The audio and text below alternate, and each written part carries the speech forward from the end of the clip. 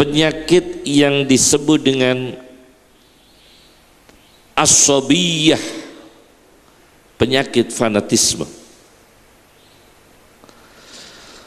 Penyakit fanatisme ini memang luar biasa, bukan hanya di Indonesia saja.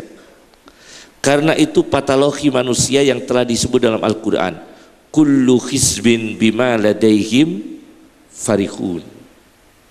Setiap golongan akan euforia dengan apa yang dimilikinya. Setiap golongan, setiap kelompok, setiap organisasi, setiap ormas akan berbangga diri dengan apa yang ada pada mereka. Kullu hizbin bima ladaihim farihun. Setiap golongan akan membanggakan dirinya masing-masing. Padahal tidak mungkin semua golongan yang ada ini sempurna. Tidak mungkin sempurna. Tidak mungkin sempurna. Sebagai ambil contoh, kita ambil contoh saja.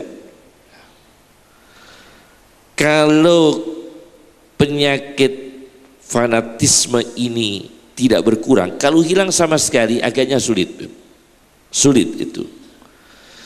Paling tidak itu berkurang, terutama dalam elitnya itu berkurang fanatismenya. Kalau Anda tahu, dulu itu sudah ada tokoh ulama NU, pendiri NU, tidak saya sebutkan namanya, tidak baik ya, anaknya aktif di Muhammadiyah, tidak usah saya sebutkan. Tetapi ada lagi tokoh Muhammadiyah, anaknya aktif di NU, itu sudah ada waktu itu. Jadi Nahdlatul Muhammadiyah itu dulu sudah ada. Sudah ada waktu itu. Ketika Anda tahu sanad NU itu, Anda yang tahu kan cuma Syekh Mahfud, mungkin kita yang populer, karena yang masuk kurikulum pesantren itu yang banyak dari Syekh Mahfud At-Turmusi, yang manuskripnya sebagian saya simpan. Sebetulnya tidak begitu. Kakek saya adalah kakek saya sebagai saksi dalam hal ini. Mata rantai keilmuan ulama di sini sebetulnya tidak layak untuk terjadi perpecahan. Karena apa? Mbah Hazim Asy'ari,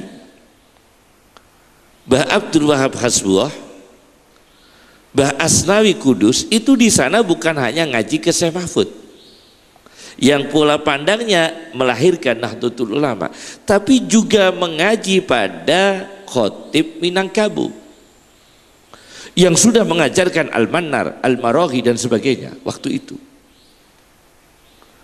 Jadi mengajinya kedua tempat. Cuma yang diadopsi di sini banyak yang dari Syekh Mahfud At-Turmusi.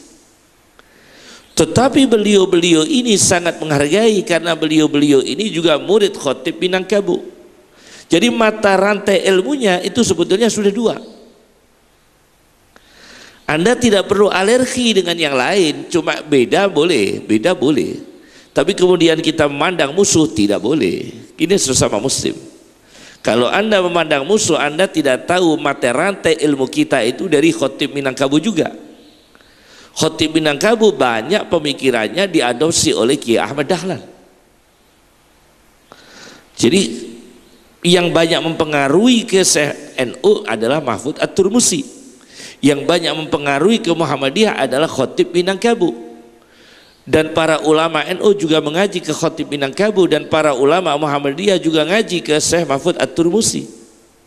Waktu itu cuma ngambilnya beda-beda. Maka kata Al-Quran, qad alima kullu unasin masyrabahum.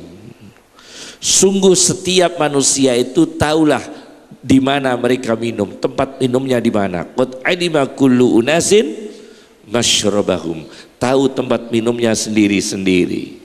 Jadi ghirah apa itu mengurangi, menghilangkan as-sabiyah, fanatisme.